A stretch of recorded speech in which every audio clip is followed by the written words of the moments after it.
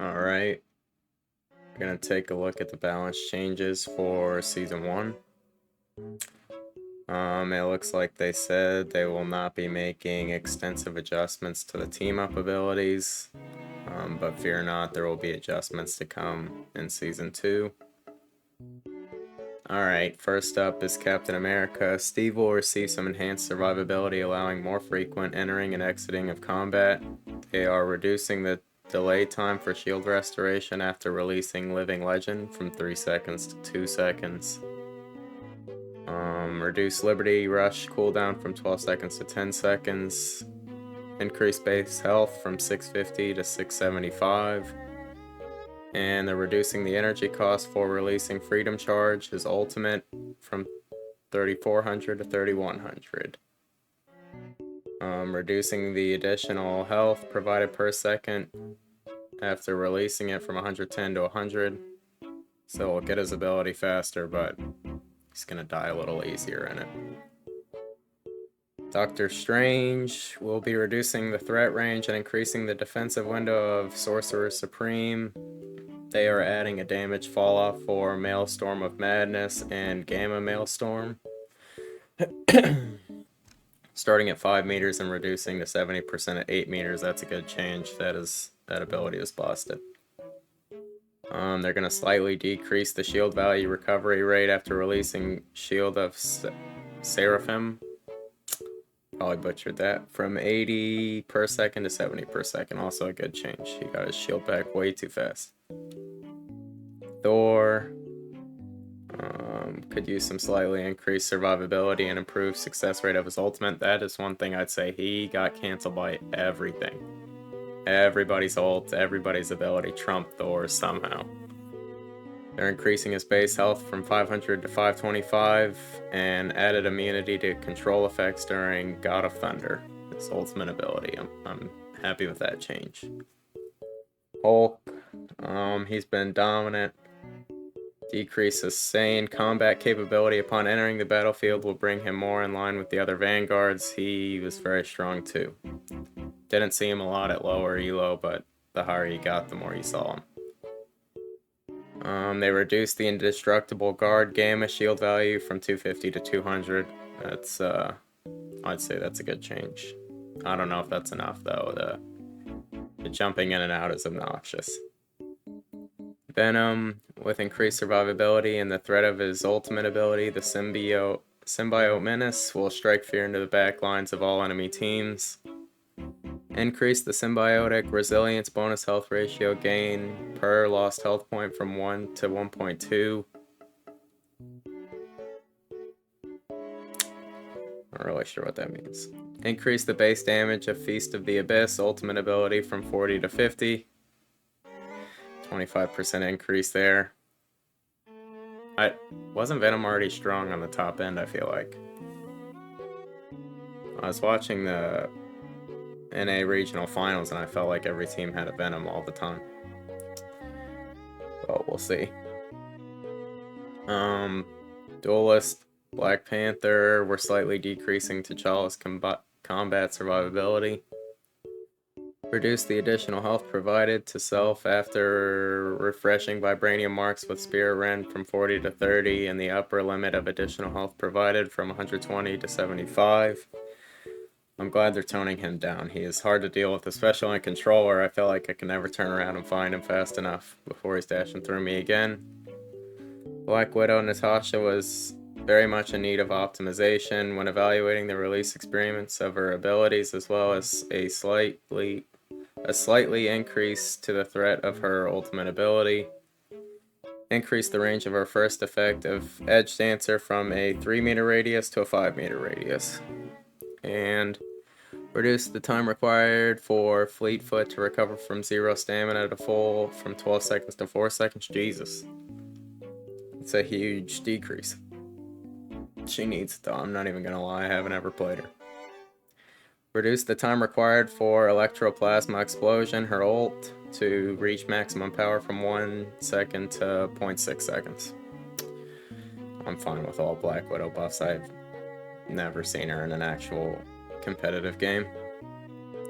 Hawkeye will be decreasing the medium / long range damage capability, reducing the threatening combat radius and slightly improving the close combat resistance for the avenging archer.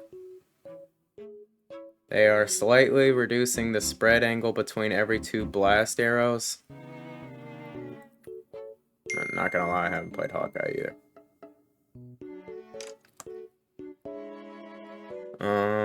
Reduce the triggering distance of the passive ability Archer's Focus from 60 meters to 40 meters. Reduce the maximum additional damage of the passive from 80 to 70.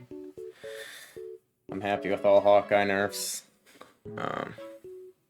I saw this and this didn't feel like it was like it would do that much. Ella's getting a base health nerf from 275 to 250. That doesn't seem like enough. Saw this with Surprise Magic. Increase Umbral Incursion damage in Darkchild form from 115 to 135.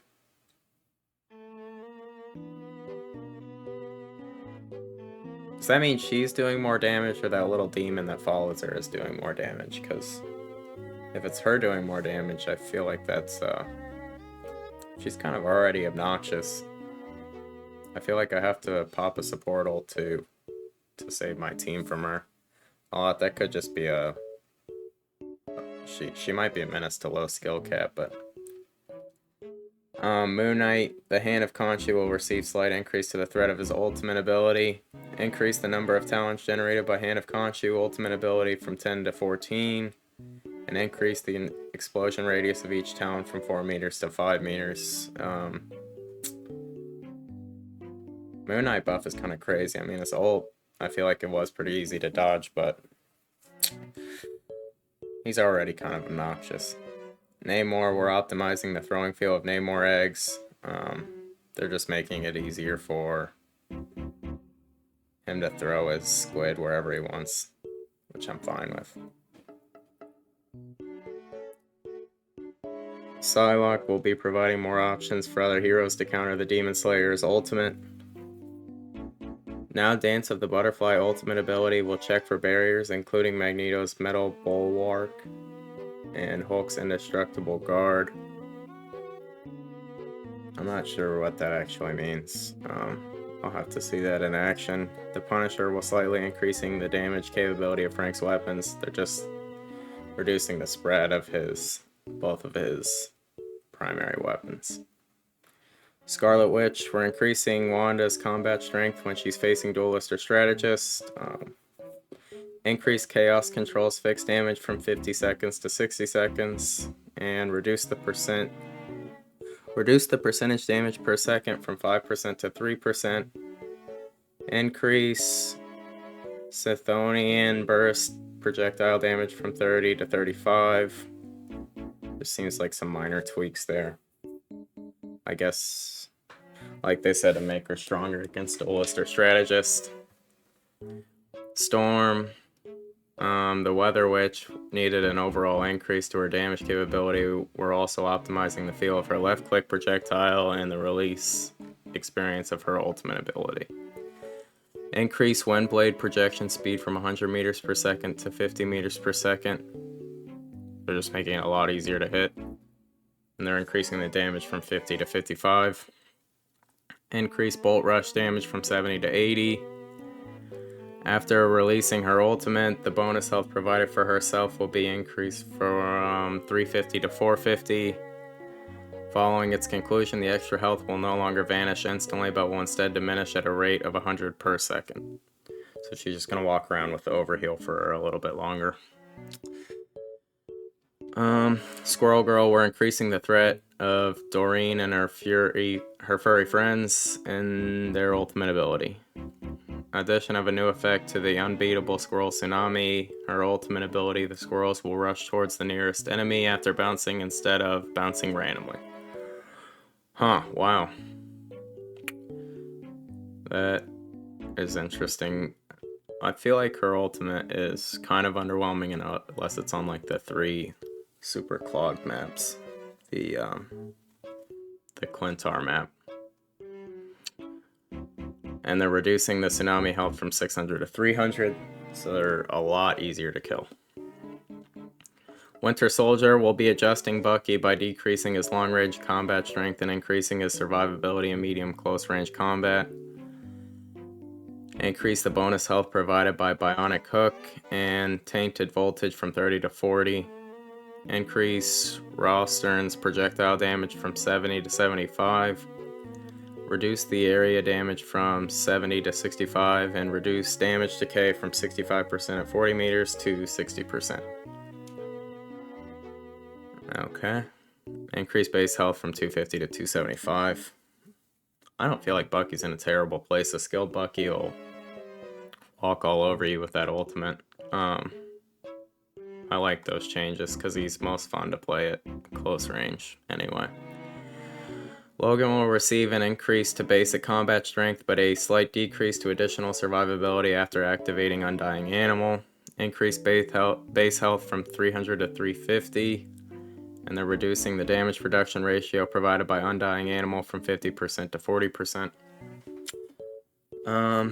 That's a good change. He is obnoxious when he is full rage. But it's hard to get to that state. On to our strategist. We've got Cloak and Dagger. They're reducing Dagger Storm cooldown from 15 to 12 seconds, and they're increasing the number of dashes in their ultimate from 3 to 4.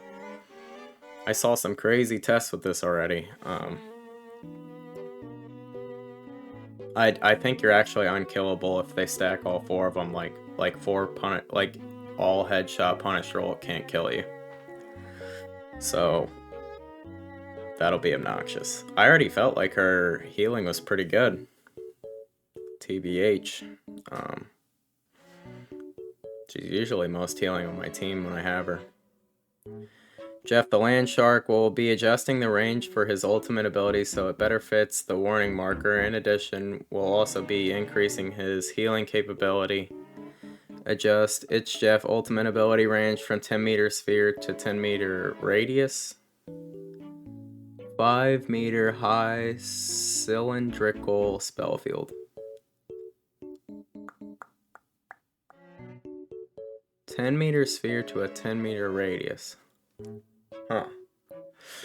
Increasing the healing of Joyful Splash from 140 per second to 150 per second.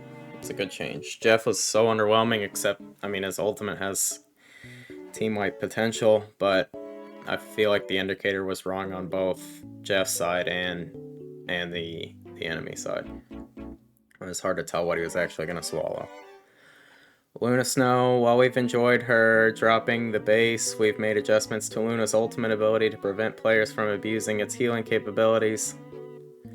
Increase the interval for switching between healing and damage and Fate of Both Worlds from 0.1 second to 0.5 seconds. You just can't toggle them like on and off as fast, which is good. You toggle the heal and your team's instantly full healed, so you could just switch back and forth.